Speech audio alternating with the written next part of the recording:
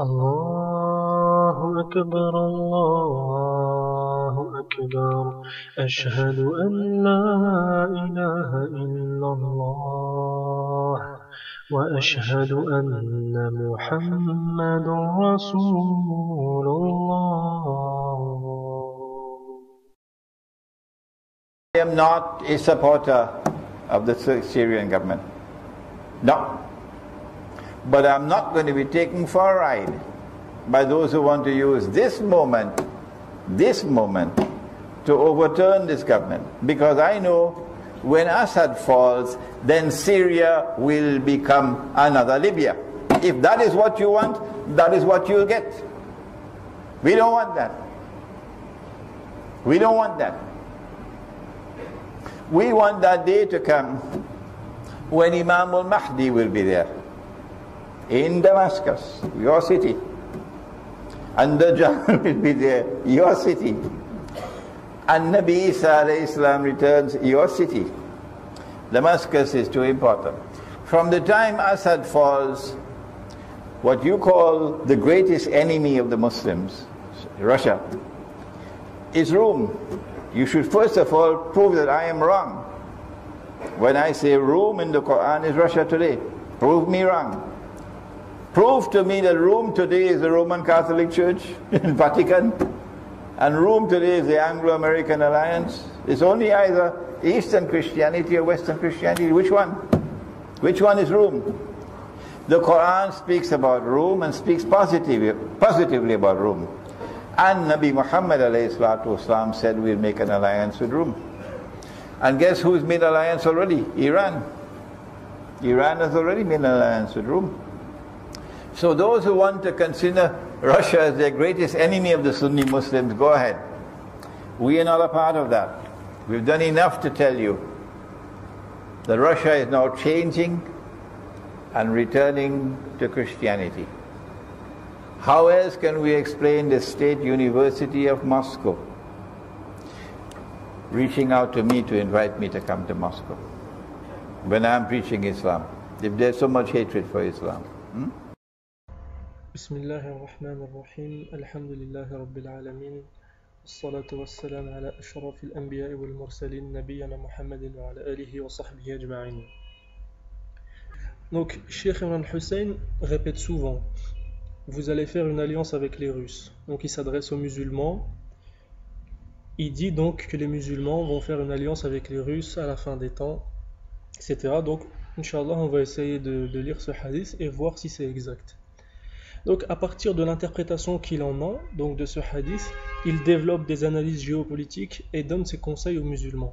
Il dit cela en se basant sur un hadith rapporté par Abi Daoud, rahimahullah. Et énormément de gens acceptent cela sans même vérifier. Et vous allez être stupéfait de ce qui se trouve dans ce hadith si vous ne le connaissez pas, car il n'a rien à voir avec l'analyse que propose le cheikh.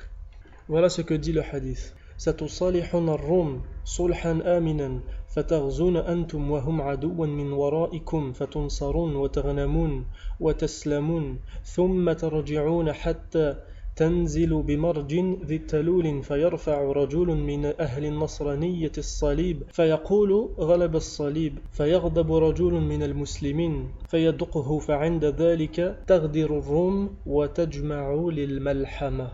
Donc il dit clairement, et on va revenir Inch'Allah sur l'explication de ce hadith, donc lui le cheikh dit clairement que les musulmans vont s'allier avec les Russes, d'accord. Mais il faut savoir que l'alliance avec les mécréants est interdite, seuls les pactes et les traités sont permis, d'accord. La seule alliance permise en islam, c'est celle avec Allah, son messager et les croyants, et cela prouve que l'interprétation qu'il a de ce hadith est complètement erronée, et je vais vous donner la preuve Inch'Allah. Comment peut-il dire que les musulmans vont s'allier avec des Russes, donc des mécréants, alors qu'Allah dit لا يتخذ المؤمنون الكافرين أولياء من دون المؤمنين ومن يفعل ذلك فليس من الله في شيء. Allah subhanahu wa ta'ala dit également يا أيها الذين آمنوا لا تتخذوا الكافرين أولياء من دون المؤمنين أتريدون أن تجعلوا لله عليكم سلطانا مبينا. Allah subhanahu wa ta'ala dit aussi إنما وليكم الله ورسوله والذين آمنوا الذين يقيمون الصلاة ويؤتون الزكاة وهم راكعون. Pour être clair, le cheikh fait une erreur monumentale en confondant as-sulh, qui signifie un accord, un traité, avec at-tawalli, qui signifie une alliance. Et l'alliance, comme l'ont expliqué les savants de Ahl-Sunnah wal Jama'a, c'est-à-dire l'islam orthodoxe, donc ils ont expliqué que l'alliance comprend l'amour pour les mécréants et leur doctrine, ainsi que l'assistance et le secours. Et le hadith n'a jamais parlé d'alliance, jamais, c'est impossible. Est-ce que le prophète sallallahu alayhi wa sallam va appeler les musulmans à désobéir à Allah? Abadan. Le hadith dit clairement Satusallihun ar-rum sulhan aminan fatarzun antum wa hum aduwwan min waraikum. Vous allez avoir un accord de paix et de sécurité avec les Roms, et vous et eux allez combattre un ennemi commun. À titre d'exemple historique pour comprendre un peu mieux ce que signifie as-sulh, il y a le traité de Hudaybiyah, Sulh al-Hudaybiyah, signé entre le prophète sallallahu alayhi wa sallam et les représentants de Quraysh avec qui il était en guerre. Ce qui prouve encore une fois que quand as-Sulh est signé, c'est qu'avant cela, il y a tension, voire guerre entre les deux parties. Mais ce que le Cheikh Imran oublie de préciser, c'est que ce hadith continue, et voilà ce qu'il dit. فَتُنْصَرُونَ وَتَغْنَمُونَ وَتُسْلَمُونَ ثُمَّ تَرْجِعُونَ حَتَّى تَنْزِلُوا بِمَرْجٍ ذِي التَّلُولٍ فَيَرْفَعُ رَجُلٌ مِّن نَصْرَانِيَّةِ الصَّلِيبِ وَيُقَالُ غَلَبَ الصَّلِيبِ ويغضب رجل من المسلمين فيدقه فعند ذلك تغدر الروم وتجمع للملحمة. La suite du hadith nous apprend clairement donc qu'à la fin de cette guerre qui se fait contre un ennemi commun, les Roms vont vouloir établir la croix en terre d'islam et un musulman en colère va la casser. Et je ne pense pas qu'il faille lire cette parole et la comprendre de manière littérale, mais plutôt de manière métaphorique, car la croix c'est le symbole des fausses doctrines. Et pour justifier mon interprétation, rappelons-nous que le prophète sallallahu alayhi wa sallam a dit que lorsque Isa alayhi salam va revenir, il va détruire la croix. Imaginons toutes les croix construites sur terre, ça ferait beaucoup de travail pour un seul homme. Donc il faudrait comprendre plutôt que les Roms vont faire de cet accord avec les musulmans un outil de domination pour établir en terre d'islam une doctrine ou un système qui va à l'encontre de la loi islamique, sharia. Un musulman va s'insurger contre cela et rejeter cette fausse doctrine. Ainsi les Roms vont trahir le pacte en voulant s'ingérer dans les affaires des musulmans et se préparer à les attaquer pour reprendre le contrôle et asseoir leur domination. On peut comprendre ici que les Occidentaux veuillent implanter une démocratie en terre d'islam et que les musulmans la rejetteront. Et Allah sait mieux, Allahu a'lam. Ensuite, le cheikh dit catégoriquement que d'après son analyse, les Roms seraient aujourd'hui les Russes. À l'époque de la révélation du Coran, la capitale des Roms était Constantinople, appelée auparavant Byzance, ville construite au IVe siècle de l'ère chrétienne par Constantin Ier, empereur romain. Et lorsque les Ottomans ont conquis la ville au XVIe siècle, les chrétiens orthodoxes se sont établis en Ukraine et en Russie, à Moscou plus précisément. Voilà pourquoi le cheikh dit que les Roms sont en fait les Russes.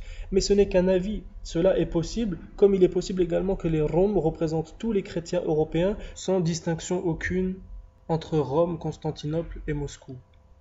De plus, il affirme qu'Allah parle positivement des Roms dans le Coran. Voyons cela. ألف لام ميم غلبت الروم في أدنى الأرض وهم من بعد غلبهم سيغلبون في بضع سنين لله الأمر من قبل ومن بعد ويومئذ يفرح المؤمنون بنصر الله ينصر من يشاء وهو العزيز الرحيم. Dire qu'Allah parle d'eux de manière positive est faux, car lorsque leur nom est cité, ce n'est ni une publicité en leur faveur, ni une déclaration négative. C'est simplement une preuve donnée aux croyants afin de leur faire savoir que la victoire vient d'Allah, il secourt qui il veut, même après une défaite qui pourrait faire désespérer, car Allah est puissant et miséricordieux. Et Allah leur donne en exemple les batailles qui avaient opposé l'empire perse à l'empire chrétien d'Orient, l'empire byzantin donc. Et je vais terminer sur son mot de la fin, lorsqu'il dit que la Russie n'est pas anti-islam car l'université de Moscou l'a invité pour donner une conférence. Ce n'est nullement un argument, d'autant plus qu'il tient des propos qui peuvent les intéresser géopolitiquement. Allah dit « La tarda anka al-yahuda wa lan-nasara hatta tattabi' millatahum » Allah subhanahu wa ta'ala dit également « Innal kafirina kanu lakum aduwan mubina » C'est très clair. Si aujourd'hui des gens du livre, le cheikh dit que ce sont des chrétiens, faisons comme si nous ne savions pas. Le cheikh dit que ce sont des chrétiens, ils reviennent à la chrétienté, d'accord. Allah subhanahu wa ta'ala dit que les juifs et les chrétiens ne seront jamais satisfaits du musulman tant que le musulman ne suit pas leur voie. C'est clair. Allah dit également que les mécréants demeureront pour vous un ennemi indiscutable, clair. Allah a interdit toute alliance avec les mécréants. Donc, nombre de gens en réalité qui l'égarent par ces analyses, et c'est là qu'une petite partie de ces erreurs accumulées.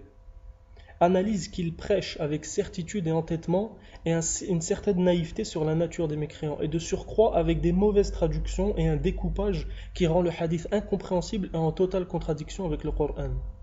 Évidemment, il me faudrait au moins 1 heure pour énumérer toutes ces erreurs. Donc là, ce n'est pas une analyse complète sur toutes les conférences, voire les livres de Cheikh Imran al-Hussein. C'est simplement sur ce sujet-là. Je pense que les arguments ont été donnés, en tout cas sur ce sujet, pour montrer clairement qu'il est dans l'erreur. وسبحانك اللهم وبحمدك أشهد أن لا إله إلا أنت أستغفرك وأتوب إليك والسلام عليكم ورحمة الله